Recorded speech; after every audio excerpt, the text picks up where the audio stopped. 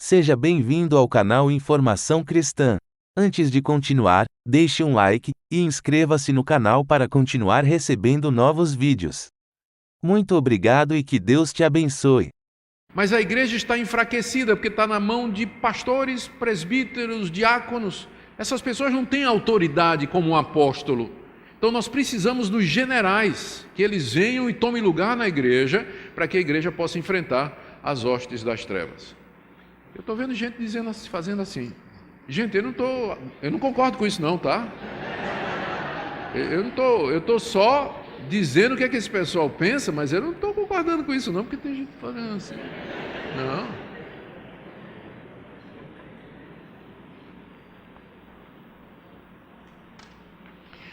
Vamos trazer a coisa mais para perto da gente. Como é que isso chegou no Brasil? Eles marcam há duas linhas de apóstolos concorrentes no Brasil. Aliás, na verdade, há mais.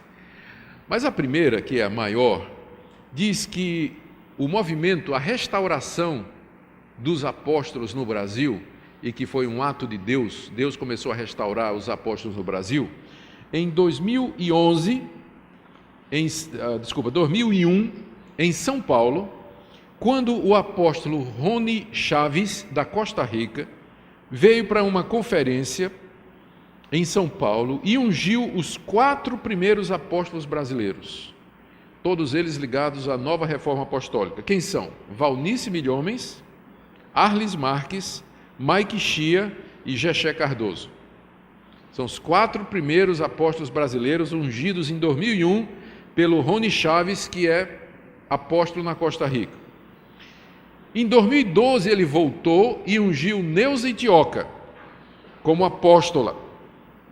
Mas aí apareceu o René Terranova e disse: não, Deus começou a restaurar o movimento apostólico no Brasil em 2006, quando eu ungi os 7 primeiros apóstolos brasileiros em Manaus. Então eles discutem, quando começou o movimento de restauração apostólica no Brasil. O pessoal ligado à nova reforma apostólica diz que é 2001, com a unção desses 4, mas Terranova diz que é em 2006, quando ele ungiu 7 lá em Manaus, como os primeiros apóstolos brasileiros. O resultado é que hoje há milhares de apóstolos no Brasil, organizados em redes apostólicas. Olha as redes que eu pesquisei.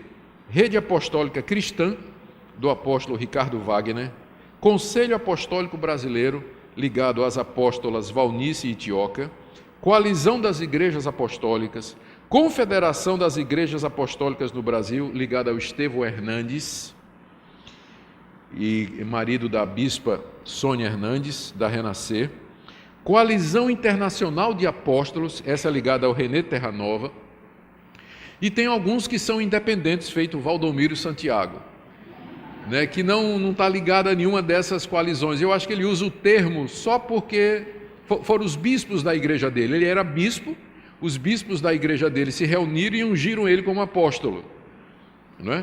Então, ele é uma estrela solitária, ele joga solo, ele não está junto aí com esse pessoal, segue o ministério dele aí à parte.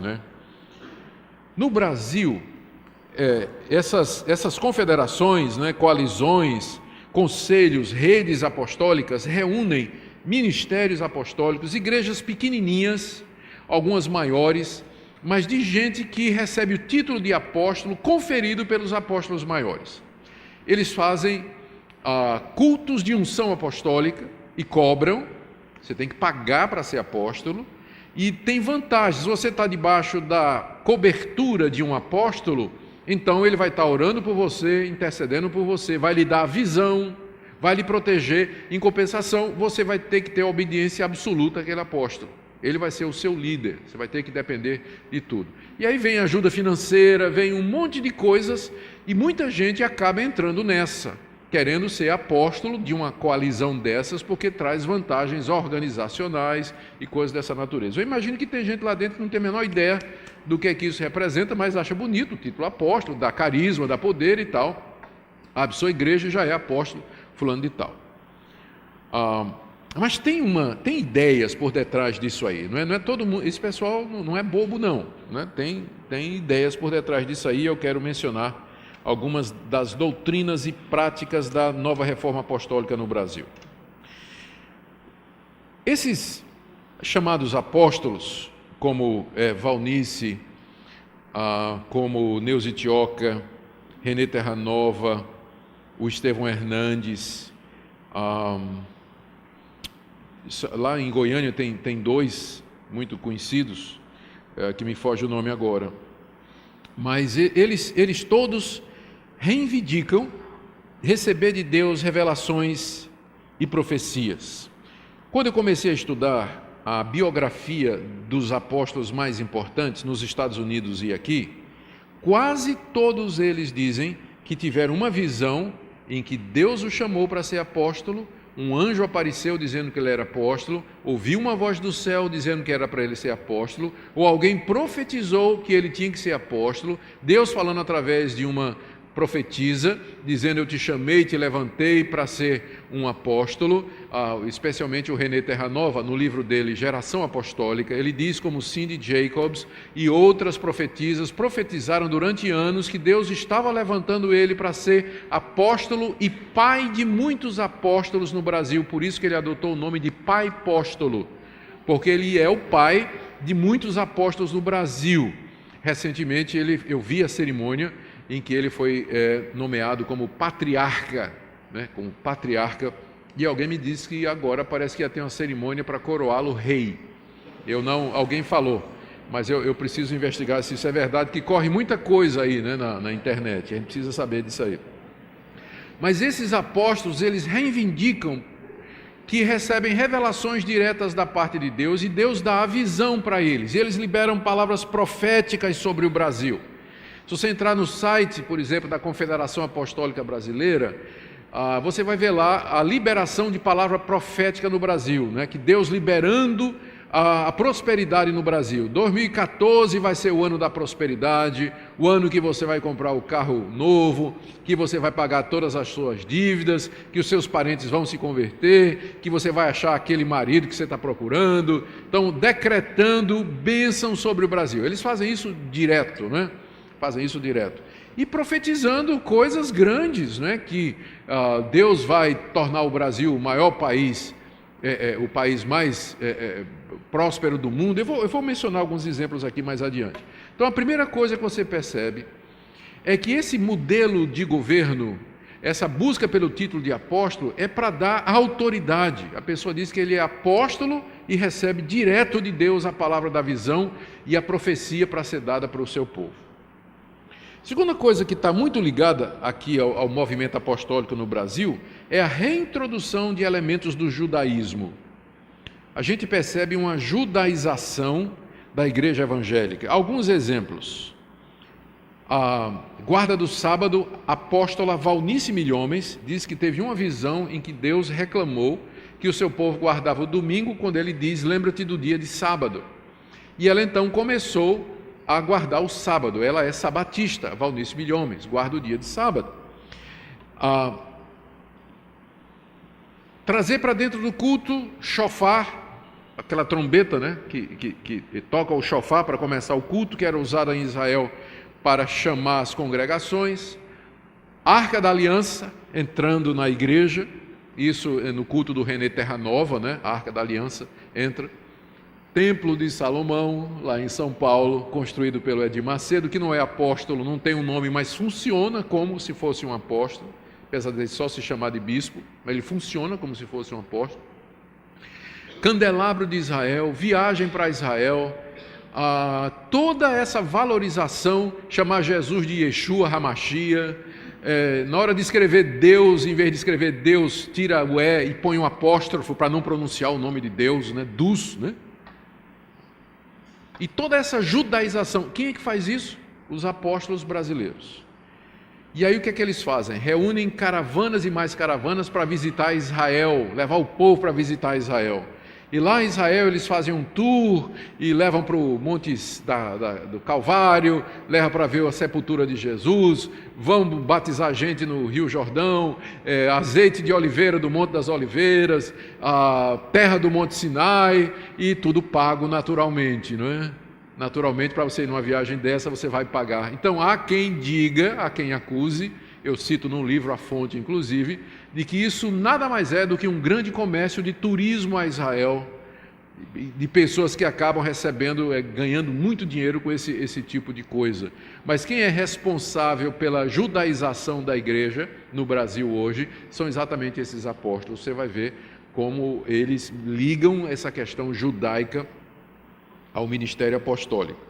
Outra característica deles, que eles usam muito, é o modelo G12 de discipulado, que teve início com César Castelhano, aqui da América Latina, que disse que Deus lhe apareceu, Jesus lhe apareceu numa visão, dizendo que a igreja nunca entendeu como ele queria, e que o que ele queria era que o discipulado fosse feito em grupos de 12. Jesus disse a Castelhano isso, né? Por isso que, Castelhano, eu escolhi 12 apóstolos, então isso quer dizer alguma coisa. Eu queria que vocês fizessem grupos de 12 de discipulado.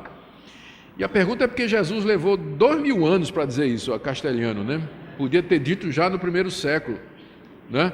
E aí o G12, ele é usado dentro do movimento apostólico como meio de formação, inclusive, de novos apóstolos. O René Terranova emprega esse método para treinar novos apóstolos, preparar novos apóstolos. É uma maneira de discipulado que exige submissão absoluta, a total entrega ao líder. Você não pode casar se o líder não der permissão. Estou exagerando, mas é alguma coisa nesse sentido. Outra característica que eu percebi é a quantidade de falsas profecias. No livro de Deuteronômio está dizendo que o profeta se conhece por duas coisas. Em Deuteronômio 13 e Deuteronômio 18. Moisés diz: se alguém profetizar e não se cumprir, então esse é falso profeta, tem que ser apedrejado. E na outra passagem Moisés disse assim: se alguém profetizar e acontecer, e aí o profeta disser, vamos adorar outros deuses, é falso profeta, tem que ser apedrejado. Então, os dois testes do profeta ele tinha que dizer a verdade, ou ele tinha que ser ortodoxo, a doutrina dele tinha que ser a doutrina correta, e a profecia dele tinha que acontecer como ele disse. Eram os dois testes do profeta. Se a gente fosse aplicar esse teste hoje, a rigor, ia ter muito apedrejamento. Ia ter muito apedrejamento.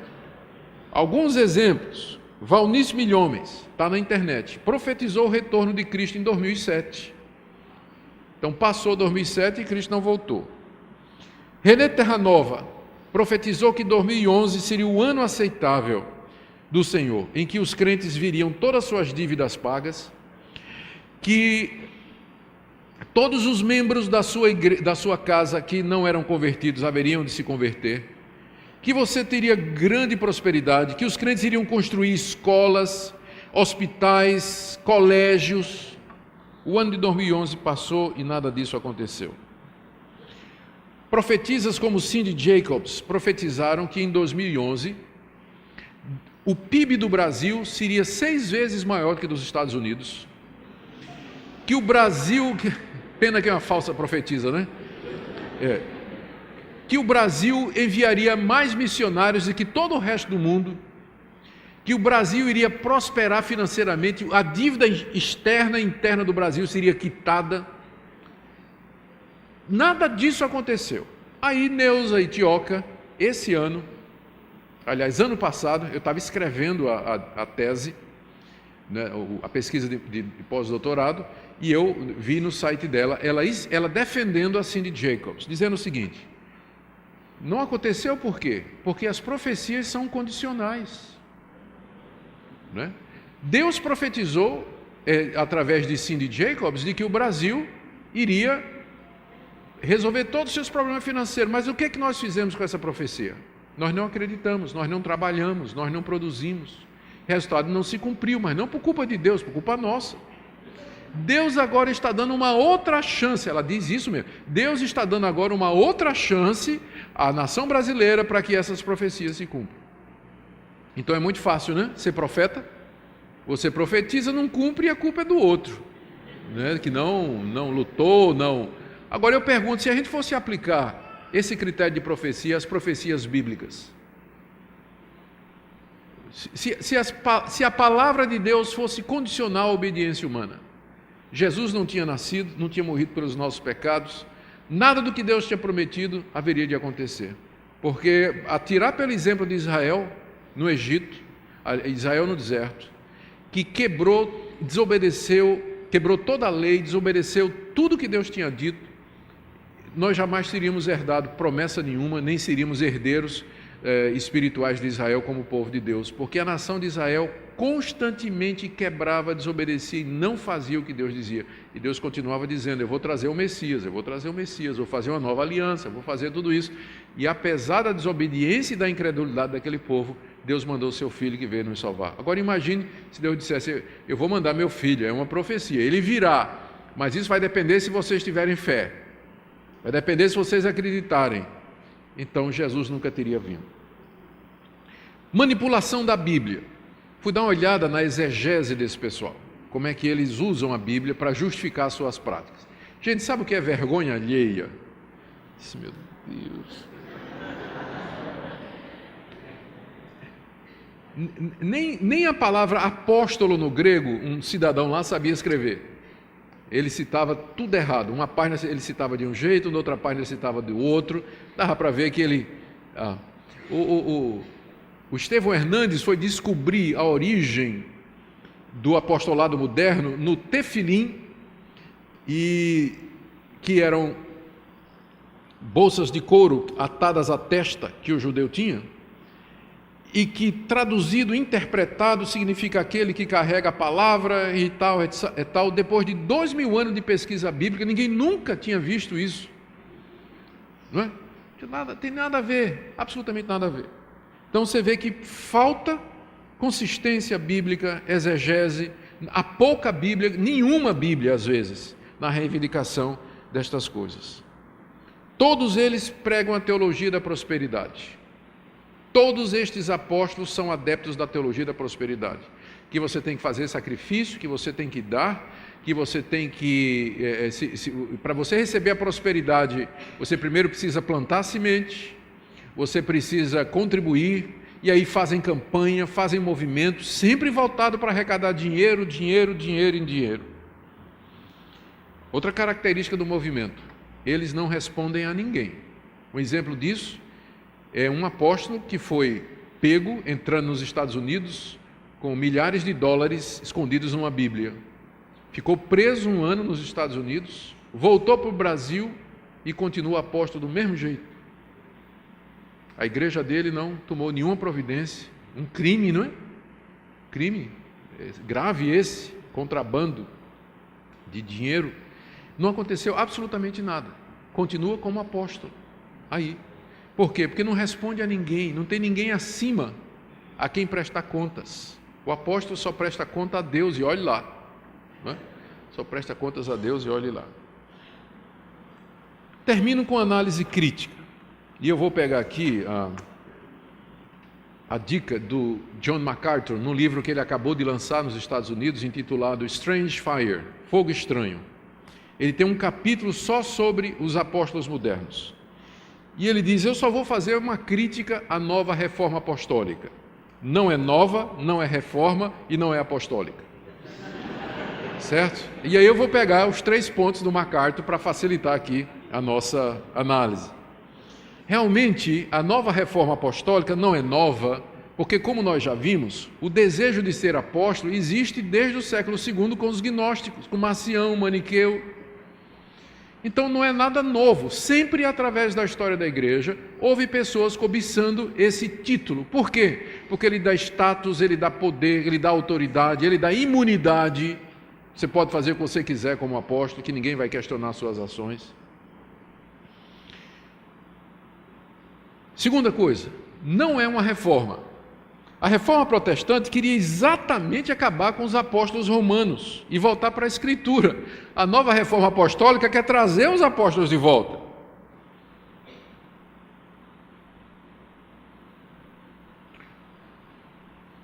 Peter Wagner diz que é Satanás quem levou os cristãos a concluir que o Espírito Santo não estava mais levantando apóstolos na igreja durante todos aqueles séculos. Wagner diz assim: é Satanás quem leva os cristãos a se concentrar no que o Espírito Santo disse e não no que ele diz. Em outras palavras, é um erro maligno você se concentrar no que o Espírito Santo disse, leia-se Bíblia, e você não prestar atenção no que ele está dizendo agora, leia-se Profecia dos Apóstolos. Ele diz que é satânico isso. Então isso aqui não é uma reforma, a ênfase da reforma foi trazer a Bíblia de volta à palavra dos apóstolos. Toda verdadeira reforma consiste num retorno à doutrina apostólica, mas não um retorno à pessoa do apóstolo ou ao ofício de apóstolo, mas aquilo que eles ensinaram e deixaram registrado infalivelmente nas páginas da Escritura. Então não é nova, não é reforma e nem é, em terceiro lugar, apostólica. Não é apostólica porque não tem as marcas dos apóstolos. Um apóstolo era alguém chamado diretamente por Cristo, pelo Cristo vivo, e que era testemunha da ressurreição, alguém que viu a Cristo depois da ressurreição. Só tem 13 pessoas que cabem nessa categoria no Novo Testamento: os 12 e Paulo. Os 12 foram chamados diretamente por Cristo durante seu ministério terreno. Paulo foi chamado por Cristo na estrada de Damasco. Os 12 viram o Cristo ressurreto, Paulo viu o Cristo ressurreto na estrada de Damasco. E há uma diferença entre uma visão e uma aparição de Cristo. Visão é o que João teve lá na ilha de Patmos para escrever o livro de Apocalipse. Se você tem uma visão, se você está aqui e você tem uma visão de Cristo, só você está vendo, os outros não estão vendo. Mas se Cristo aparece, todos veem, todos percebem, todos ouvem ou pelo menos sentem que tem alguma coisa se manifestando. O que aconteceu no caminho de Damasco não foi uma visão que Paulo teve, mas uma aparição do Cristo ressurreto e glorioso. E era tão glorioso que a luz que emanava do seu corpo era maior do que o sol ao meio-dia. Tanto é que os companheiros de Paulo ficaram ouvindo a voz, vendo alguma coisa sem discernir o que era, porque foi uma aparição. Então Paulo diz lá em 1 Coríntios 15 que Cristo apareceu aos 12, apareceu a Cefas, depois a 500 irmãos, depois a Tiago, depois aos apóstolos e por último de todos apareceu a mim. Ou seja, Paulo está dizendo que o último a quem Cristo apareceu no corpo da sua ressurreição foi ele. Logo, ninguém que viveu depois de Paulo tem a condição necessária para ser apóstolo, que é ter visto o Cristo ressurreto. Então, nenhum desses homens viu o Cristo ressurreto, porque ele só apareceu pela última vez ao apóstolo Paulo. Então, não são apóstolos, falta a qualidade fundamental do apóstolo, que era ser testemunha da ressurreição de Cristo. Obrigado por ter assistido um vídeo do nosso canal Informação Cristã. Esperamos que ele tenha edificado a sua vida e também da sua família. Pedimos que por favor se inscreva no nosso canal, dê um like e compartilhe esse vídeo para o maior número de pessoas, para que elas também sejam edificadas e alcançadas pela palavra do nosso Deus. Que Deus te abençoe e até o próximo vídeo.